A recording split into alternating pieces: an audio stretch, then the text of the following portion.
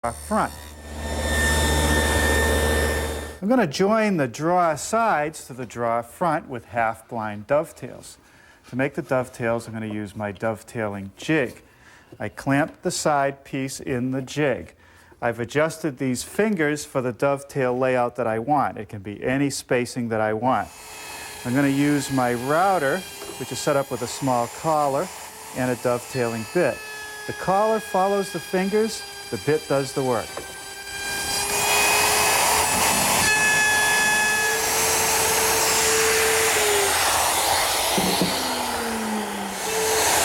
After a couple adjustments and installing the draw front in the top of the jig, I flip the fingers over, slide it in, and set it on the thickness of the sides, which is a ½ inch.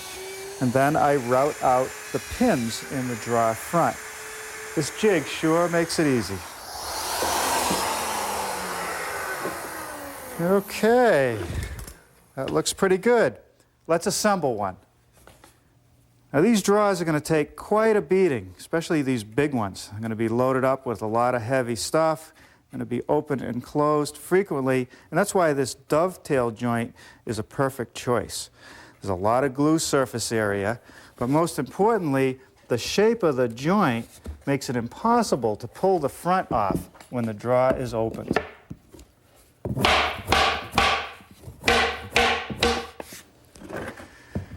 Okay, now I'll just run a bead of glue down that dado for the back.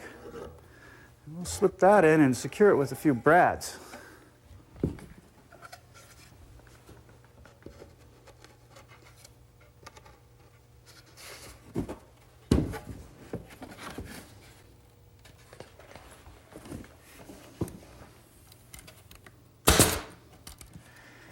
Now for the 1/4 inch plywood bottom. No glue here, just slides in the groove. Turn it back over. Check the diagonal measurements to see if it's square. It's 29. That's good. And I'll tack it with a few brads along the back.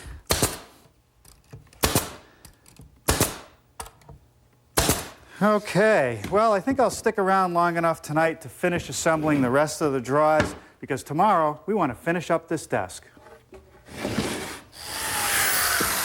Good morning. I'm getting started today working on the pull-out shelves for the desk. They fit in this slot right here. Gives you some more additional work space. Just a piece of plywood and some oak banding. And the first step is to cut some slots for biscuits to join the pieces together.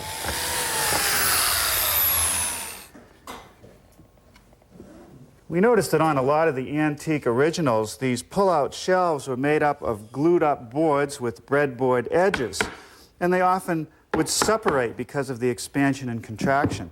Hopefully this plywood will solve that problem.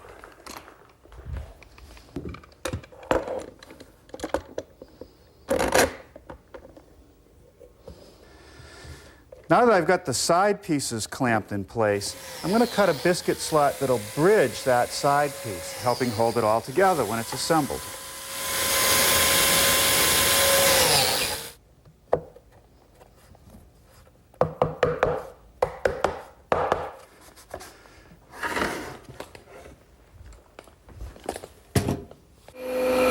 For the last few minutes, I've been working on stock to build the cubby holes, and for that I want thin stock, about 1/4 inch thick. I resawed pieces out of thicker material on the resaw, just like I did with the lower panels for the case. Then I ran it through my surface planer. I don't know how you do this without a surface planer. You either have to have someone mill it up for you, or you have to find a friend with a planer. I brought out the cubby assembly from the prototype so I can show you what we're trying to build here.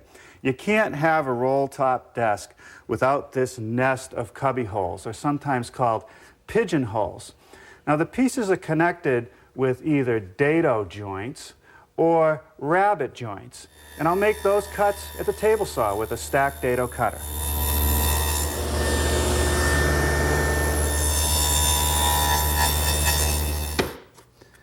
Now I'm just dry fitting all the pieces together to make sure they line up.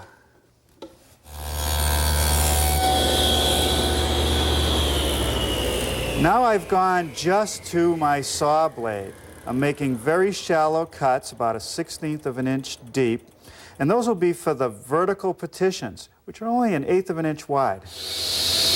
These are the sides of the cubby, and I've clipped the back corner to accommodate the rolling tambour cover. With the saw set at 45 degrees, I've beveled the back edge of the top of the cubby assembly to accommodate that clip. I've also beveled the top edge of the back of the cubby assembly, and this is a piece of 1/4 inch plywood. I'm using plywood instead of solid material because it won't come and go. It'll be much stronger for the assembly. Now for a little assembly. I'm just going to use a little bit of white glue and brads.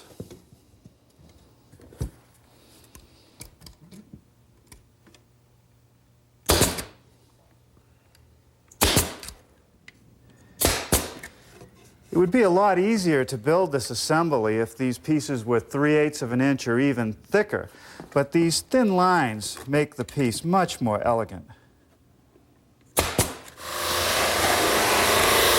The minimum thickness that I can get out of my surface planer is a 1/4 of an inch. The vertical partitions in the cubby holes are an 1/8 of an inch thick. To get that material down to the right thickness, I'm using this sanding machine. There are 2 belts. A coarse belt starts the sanding, a finer one smooths it up, and a large belt down here moves the material through the sand. Okay, that should do it. The vertical partitions just get slid in place, no glue.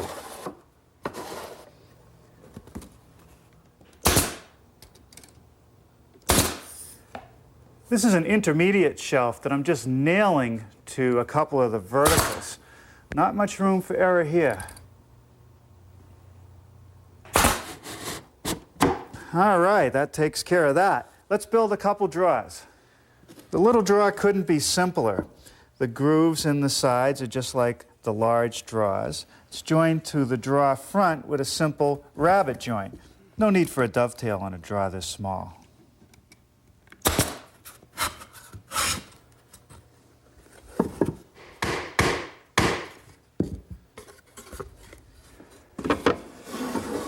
Okay, let's make some handles for the lower drawers. Here I'm using a vertical panel raising bit to start forming the profile of our handles. For this next operation, I've tipped my table saw to 9 degrees, moved the fence to the left side of the blade, and installed a sacrificial strip, and just beveled my blank. With the saw back to 90 degrees, I'm going to place that beveled face on the table saw surface and make a cut that's square to that bevel. Now running the piece vertically through the saw, I've just removed the excess material at the bottom edge. With my 3/8 inch radius roundover bit in the router table, I'm able to round over the top edge of each handle. A final pass with the 3/8 inch bit at the bottom corner finishes off the profile. We need 8 of these. We'll just cut them to length.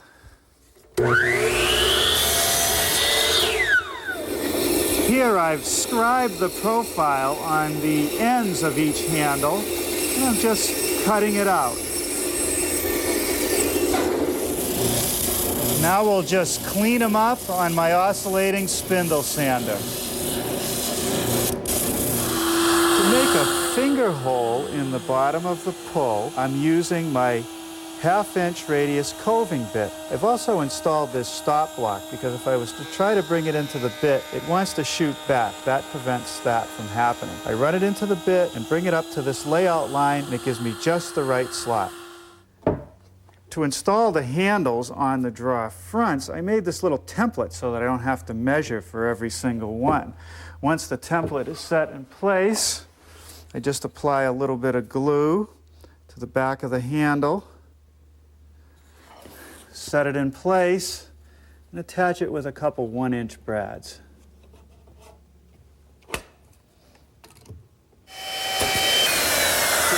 the remaining corners of each tray, I'm just using a portion of my 1/4-inch radius bit. To make a small finger hole to pull the tray out, I'm using a 1/2-inch round nose bit set up right on the split of my fence. I drop it down on my layout mark, go to the second layout mark, and remove the piece. Okay, those are going to work good. Now, one more element on the tambour top. I have to put these 2 little strips on the lift rail so that I'll be able to grab it when it's closed.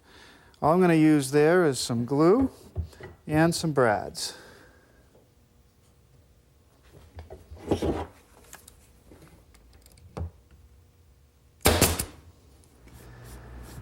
For the finish on our roll top desk, we're going to use a polyurethane because I want a tough finish. Now, the polyurethane that I'm using is a wipe-on poly. It'll give me the protection that I want, but it'll also give me sort of a hand-rubbed look. So all I use is a clean rag to apply the polyurethane, nice even coat, and I'll let it dry for 3 or 4 hours. Once the poly is dry, I just take some very fine steel wool and go over the surface. That'll get rid of any roughness from maybe dust that would have fallen on the piece. Once it's all steel wooled, I use a tack cloth to remove any loose dust, and then I'll apply another coat of the polyurethane in the same method. Well, 2 coats look pretty good, but 3 are going to look even better.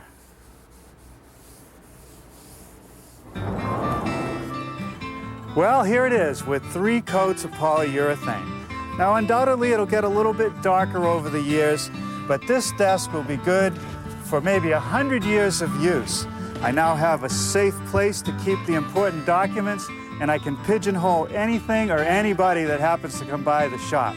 So until next time, I'm Norm Abram for the New Yankee Workshop.